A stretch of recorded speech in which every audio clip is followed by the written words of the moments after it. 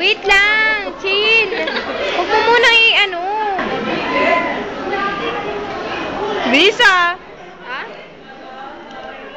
Wait lang, hindi ko makakita yan.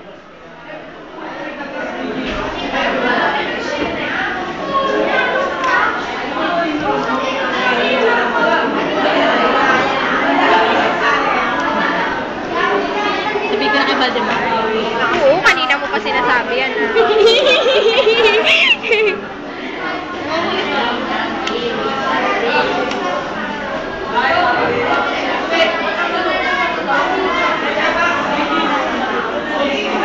This was the first name of Eliza May Toliao. And she was a very good Rubik's Cuber. Pangit. She was called the Ruthless Cuties. Mamaya natin i-upload yan. It makes them different one by one. Patay na sira. Even the cube was not in proper position, she make it in proper position. Do you understand my English? I don't know. Even though It seems I have everything.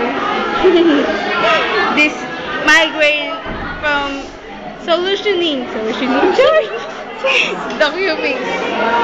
What I've been doing was so easily kalas the cube and put it together by one.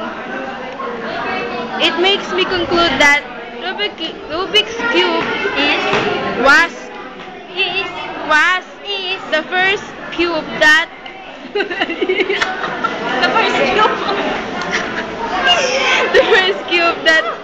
What is another cube?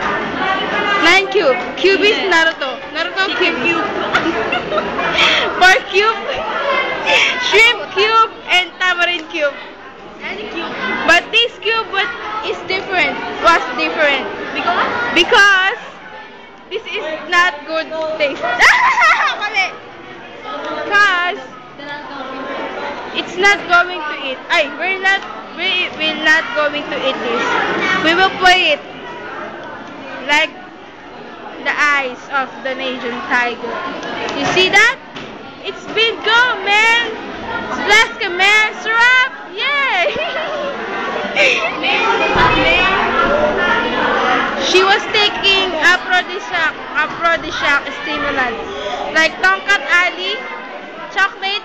Chocolate is considered as aphrodisiac because it contains metal vitamin